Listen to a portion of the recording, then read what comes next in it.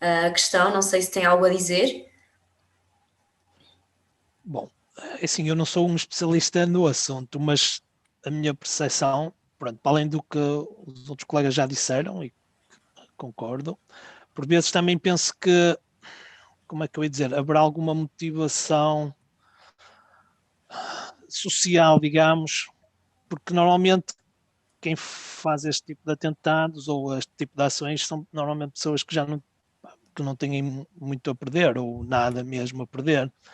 E se calhar, eu penso que, pronto, e vão encontrar lá está, algum conforto ou alguma orientação com as pessoas erradas, nomeadamente as pessoas que depois os levam à extremização, mas eu penso que também seria um bom ponto de análise entender o que está mesmo na base das pessoas, do que leva as pessoas a fazerem isto, para além da motivação religiosa, o que está mesmo antes disso, porque lá está, não é? Como o inspetor disse, não é? Principalmente jovens, não é? Porque chegarem agora à minha beira e disserem, oferecerem-me alguma coisa para eu rebentar uma bomba e morrer simultaneamente, não é? Acho que já vai ser muito difícil alguém convencer-me de fazer algo assim. Por todas as razões e mais algumas, e principalmente porque temos coisas a perder e que não queremos, e o que nós queremos é viver o máximo possível e principalmente sem criar problemas a ninguém, não é? Então, eu penso que também as questões sociais, falta de recursos, etc., também penso que serão uma parte estarão também numa parte na base da escolha desse caminho, mas lá está, normalmente também como as pessoas que fazem os atentados não sobrevivem, também não nos podemos perguntar o que é que os levou ou quais foram as motivações que os levaram a fazer, não é? Na minha opinião, penso que seria isso também, para além do que já foi dito, digamos.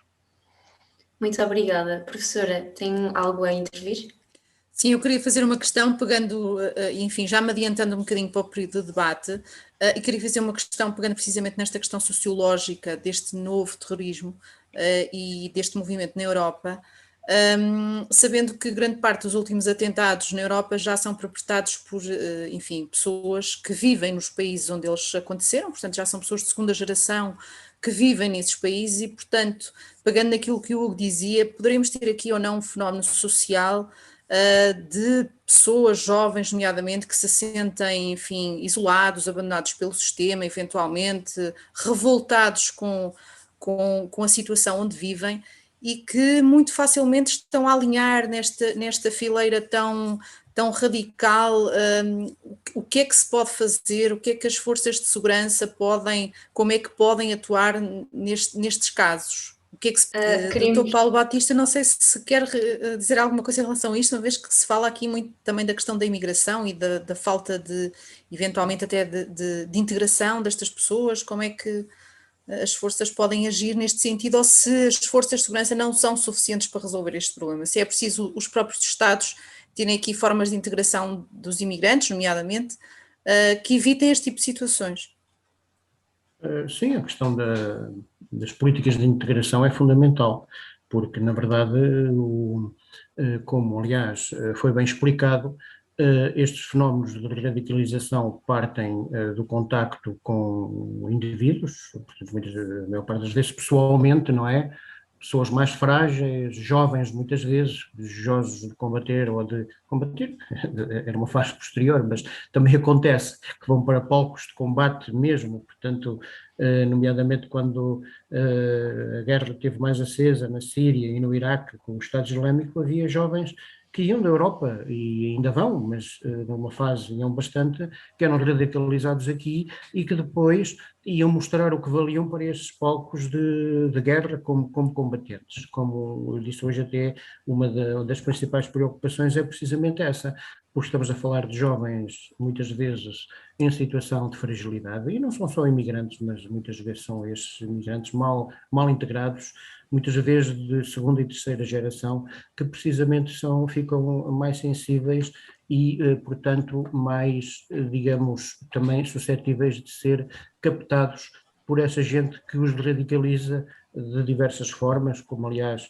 o Dr. Carlos Chambel explicou, naquele caso muito particular do jogo interativo, e de outras formas, portanto, eles tentam radicalizar de facto as pessoas, a pouco e pouco, captando-as para uma causa, e depois chegam ao ponto de estar dispostos a morrer por essa causa, e isso de facto é um problema, que inclusive há situações de pessoas que nem são muçulmanos de raiz, ou seja, europeus de famílias cristãs, que depois os próprios jovens acabam por entrar num caminho de radicalização e ouvi isto dos colegas espanhóis, polícias, dizendo que o pior que há nestes jihadistas, chamemos-lhe assim, são os convertidos, porque o convertido é aquele que quer mostrar que é capaz de tudo. É o mais radical, não é? É mais radical e ainda é mais radical que os outros, e quer mostrar que não é por não ser muçulmano de origem que não é mais capaz do que os outros que são de facto originalmente, e quer demonstrar que não tem razões para duvidar dele, e ele é capaz desse ato de heroísmo disposto para tudo. E isso é verdade, portanto, isso é um perigo que de facto existe e que é difícil de combater, é difícil de detectar muitas vezes esses sinais, mas o grande desafio que hoje há na luta contra o terrorismo é precisamente esse. A meu ver, é esse o principal desafio, e é nesse esforço que temos de facto conjugar a nossa ação. Obrigada. Queremos então agradecer o contributo de todos os oradores e abriremos agora um espaço final para possíveis questões que possam fazer ou comentários aos oradores. Quem o tiver, que se sinta livre para o fazer agora.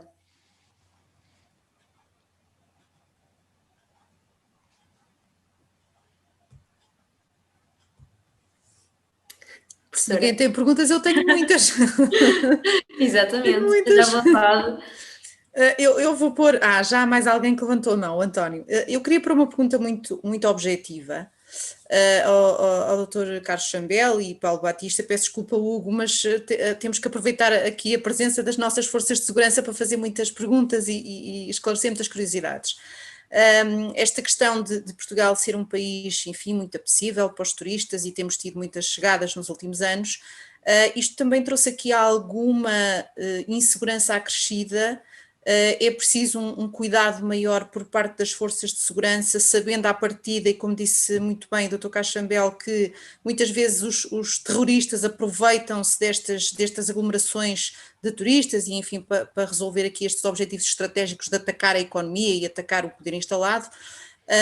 Que cuidados acrescidos, a partir do momento em que Portugal começou a crescer muito em termos de chegadas turísticas, que cuidados acrescidos é que existiram por parte das forças de segurança para tentar, enfim, resolver ou pelo menos evitar situações mais complicadas no nosso país?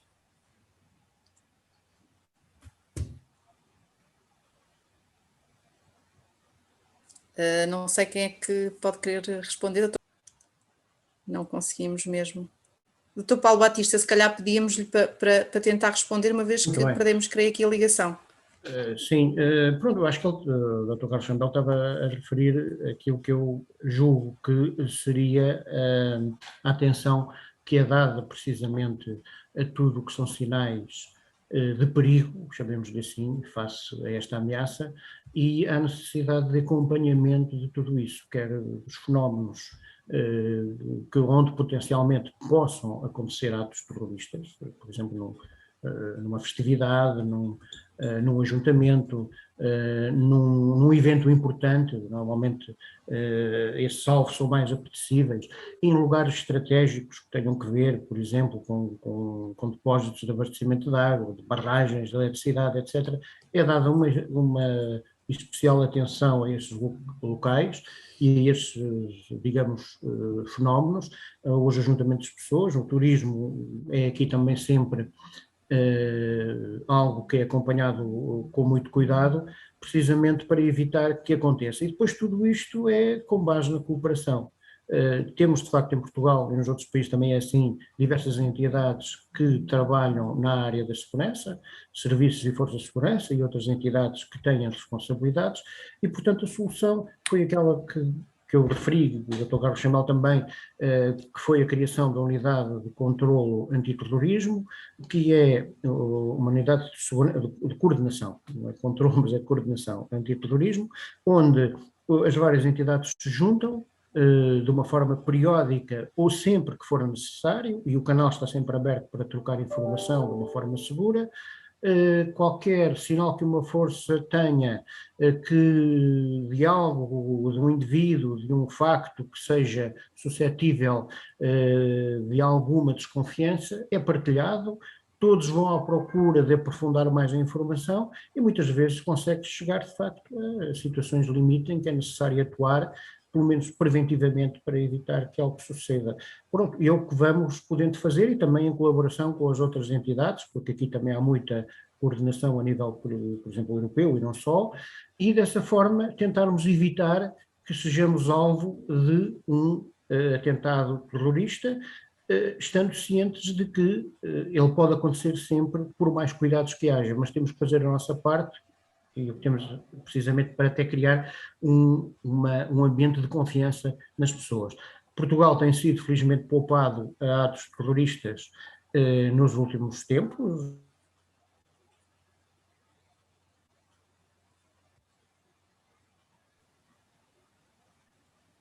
Deixamos de ouvir também. Doutor Paulo Batista, deixámos de o ouvir, isto realmente esta tarde está-nos a trazer aqui muitos imprevistos, mas creio que ficámos com a resposta. O António queria colocar uma pergunta também, creio eu.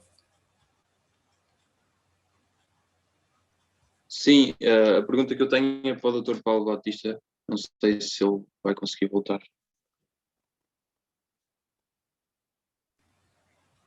De qualquer das formas, António, acho que deve colocar, depois já vemos. Sim, ok.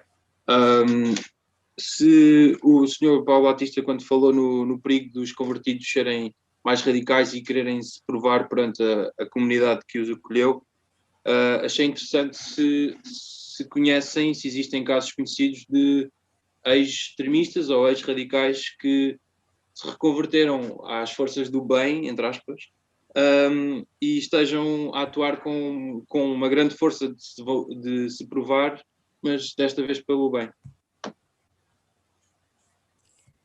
Eu penso que infelizmente perdemos a conexão com o Sr. Paulo Batista. Não sei se irão voltar, por isso o que nós podemos dizer é que poderemos colocar as questões depois da sessão e quando obtivermos resposta iremos entrar em contacto e explicar a resposta. Não sei se têm mais questões, se calhar questões agora orientadas para o único orador que conseguimos continuar a ter. Eu tenho uma questão para o Hugo, se puder ser já agora. O Hugo há bocado disse que viveu na Noruega. De facto, o atentado que aconteceu na Noruega teve características um bocadinho diferentes, não é? Portanto, foi terrorismo doméstico logo à partida, com alguém que, precisamente, o Dr. Carlos Chambel e o Dr. Paulo Batista falavam, pessoas com desequilíbrios psicológicos e, portanto, que têm aqui formas diferentes de lidar com a realidade. Na Noruega, um país considerado sempre tão seguro, qual foi a sensação que os residentes da Noruega tiveram numa situação destas, ainda por cima perpetrada por um residente nacional, por um norueguês que de repente, enfim, teve aquele episódio? Bom, assim, eles ficaram todos surpreendidos. Ficámos todos, digamos, surpreendidos, porque ninguém estaria à espera...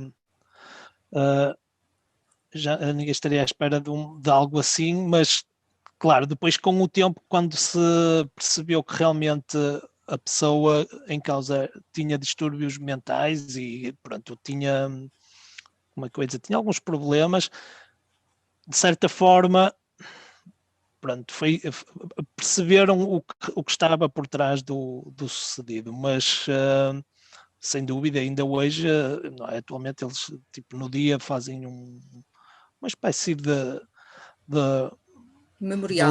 Exatamente, de lembrança e realmente, e a cada passo fala-se nas notícias do indivíduo que cometeu o ato, mas pronto, já de certa forma já está...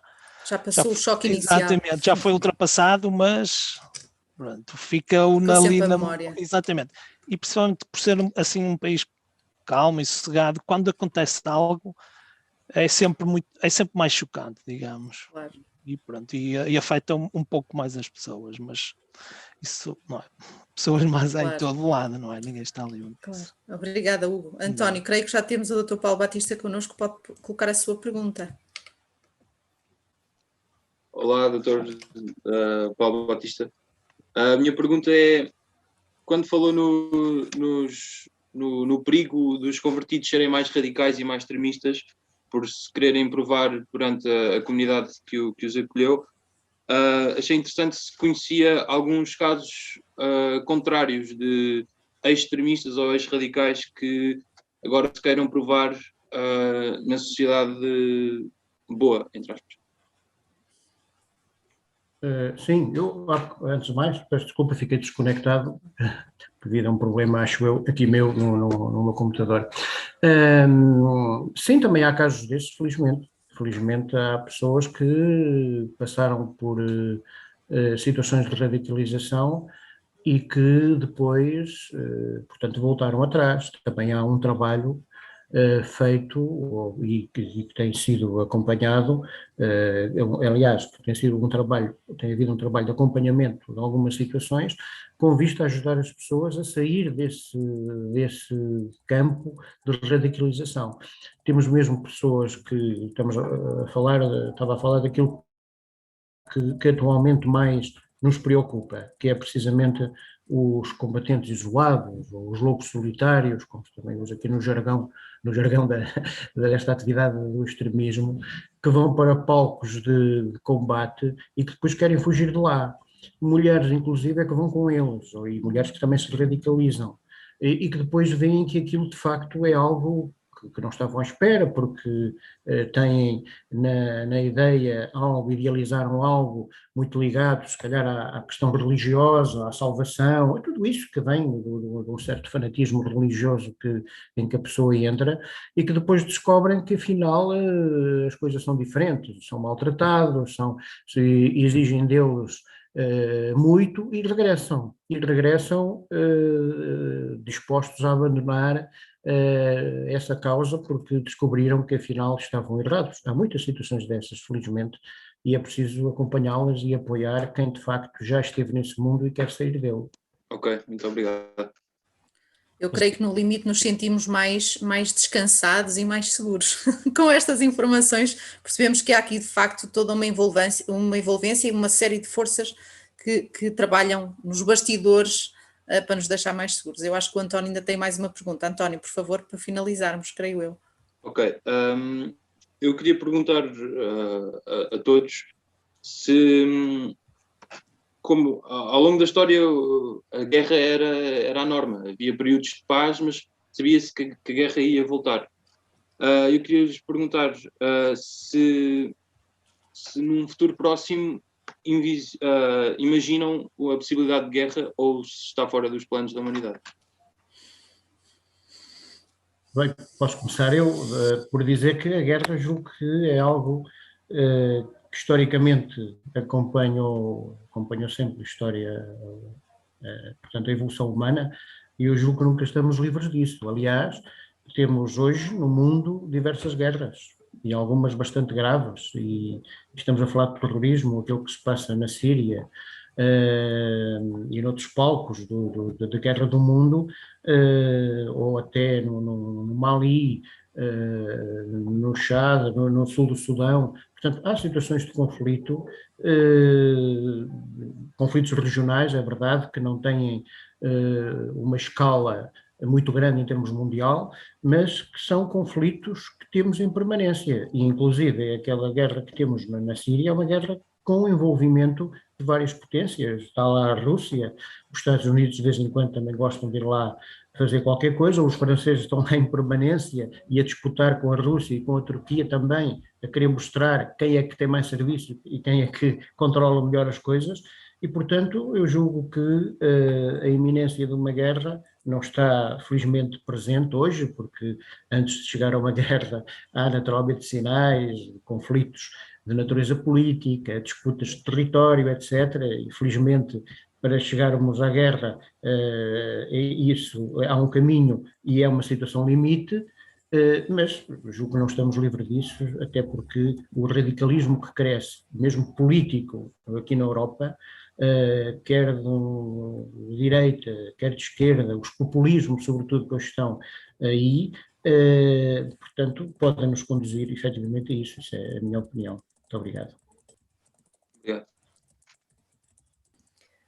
Não sei se tem mais questões, mas nós também, se calhar, já iríamos dar por encerrado o espaço de questões, visto que a hora também já vai avançada.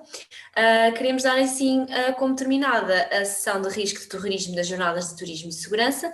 Queremos dar um especial agradecimento mais uma vez ao contributo de todos os nossos oradores que se mantiveram connosco apesar de todos os imprevistos técnicos e que se mantiveram até ao fim e que todas as vossas apresentações e intervenções foram definitivamente enriquecedoras para a nossa sessão e também para os nossos ouvintes.